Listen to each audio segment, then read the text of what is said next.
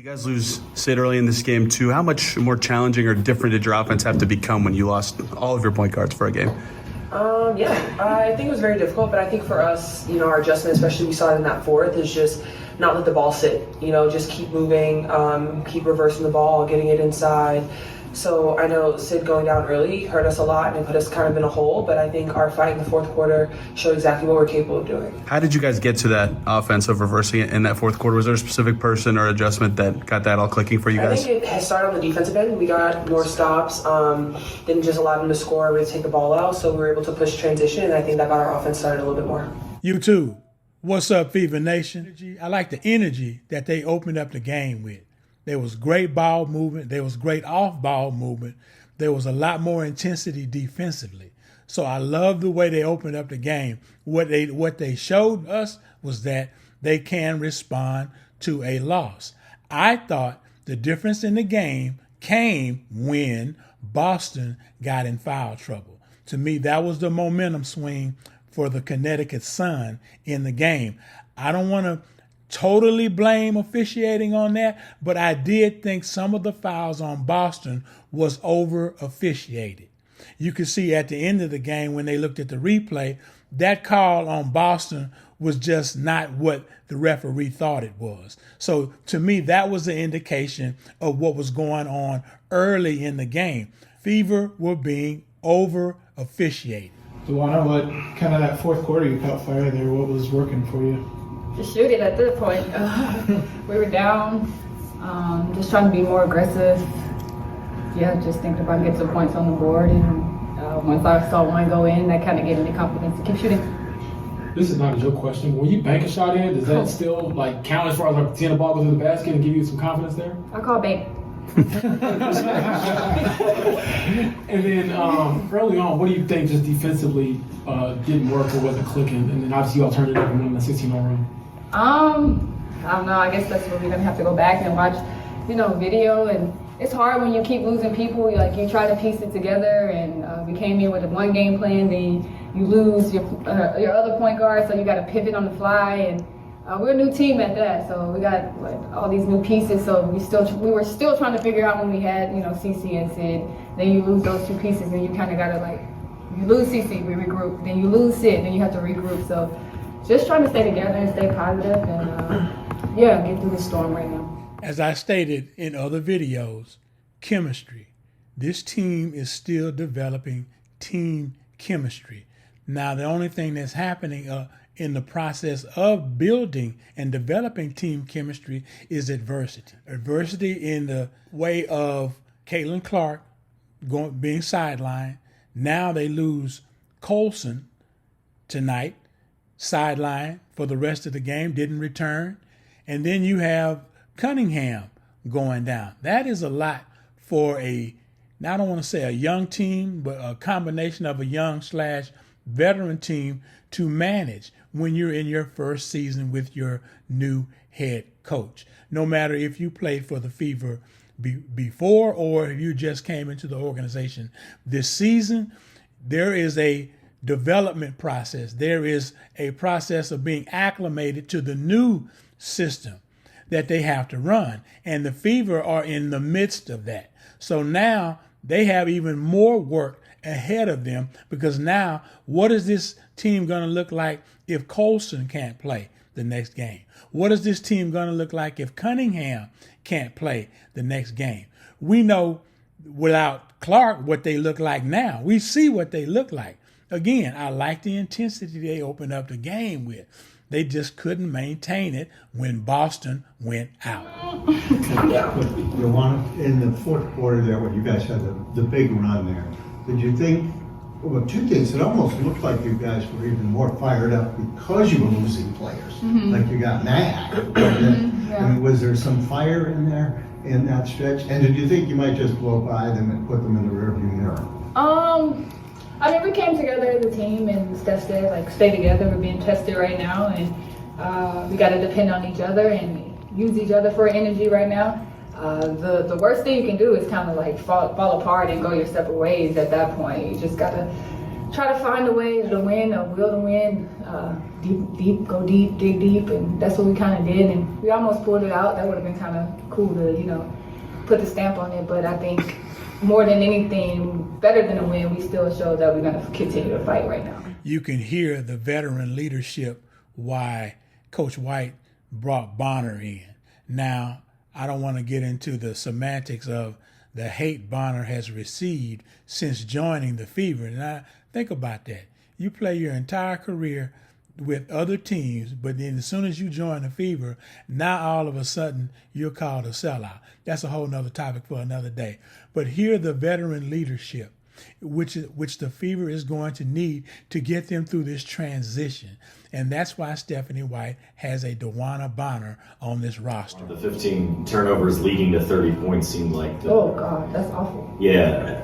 What do you attribute all those offensive turnovers to, and how do you correct that?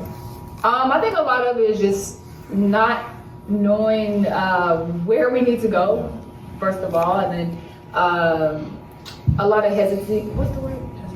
Hesitancy. That. A lot of just a lot of hesitancy and just people thinking that they're going to be there and then they're not. You're going back door, you're not, and just still trying to learn each other and figure each other out is just having us throw this ball all over the court, and that's why we got to go back. And good thing we got 2 or 3 days in between this game before we face DC again and try to go back to the drawing board and figure it out. Just gotta keep pushing. Now that we've heard what the players are going through, we've heard what they are dealing with in terms of the adversity, in terms of the changing on the fly. I think some people call it they're building the plane as they fly, because the night was just that. Who plans to lose 2 of your best players? Not necessarily, she's a backup, Colson, but she was a starter tonight. Cunningham is a starter. Who plans for losing 2 key pieces in your game plan? That's a lot to adjust to. But this is an opportunity for Coach White to show us what she got. Honestly, look, I have the utmost confidence in her. I think this adversity that she's going through, clearing the opportunity for the door to be open to the rookie to get some playing time. You got to, coach. I'm not as smart as you. And I think the opportunity for the rookie to play has to come now. Y'all going through too much to have her sit there and not see what you have to work with in real time. It's only so much you can learn sitting on the bench. Give her what she can work with. Put a defensive scheme, offensive scheme she can manage, and see where it goes.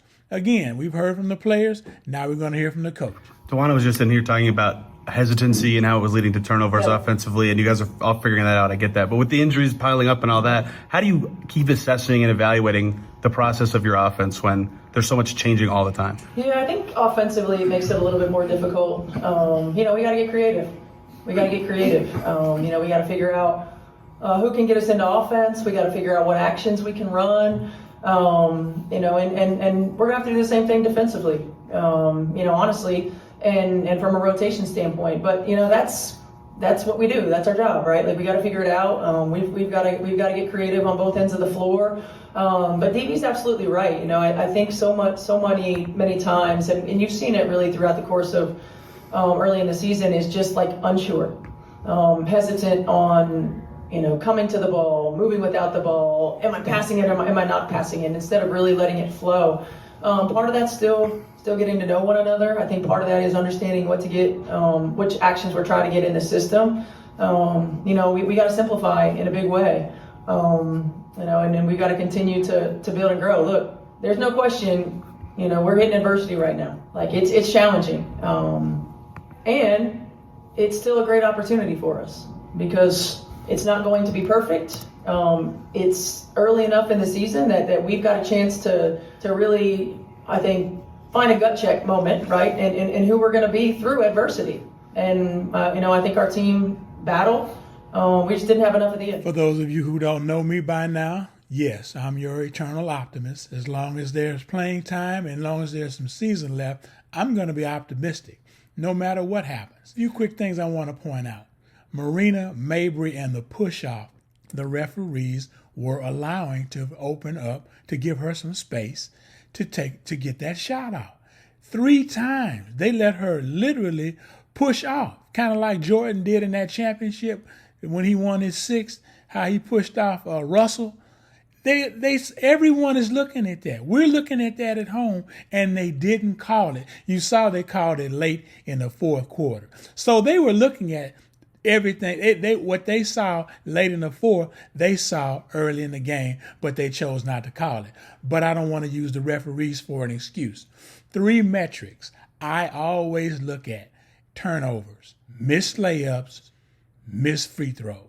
If you look at those 3 categories, they say they had 15 turnovers, which transitioned into 30 points for the Connecticut Sun. That's just one. If you just cut those in half, instead of 30 points, that's what? 7.5? Let's say 8 points. Now, they only lost by, 2 points? If you look at that statistic alone, they win by 4 points or 3 points. Now, missed layups. These are things within your control. These are factors that the team can control no matter who they're playing, no matter who's on the floor. You have to hit your layups. Missed free throws. They shot better free throws tonight, but every free throw is critical. You never know what the game is going to come down to. They have to hit, they have to get their percentage up. I think the announcer or the color analyst said that the Fever was around 68% as a team. That's horrible. That's horrible. But it can be cleaned up. While we can be critical of it now, that's something they have to work on, that Coach White has to shore up before the end of the season. Again, there's a lot that didn't happen tonight, but there's also a lot to be hopeful for. They have to get through the injuries. Next, woman up is what it's going to be. So, hey, if you agree with where I'm coming from, if you don't agree with where I'm coming from, subscribe, leave a comment, and let's talk about it. That's all I have for you. I'm out.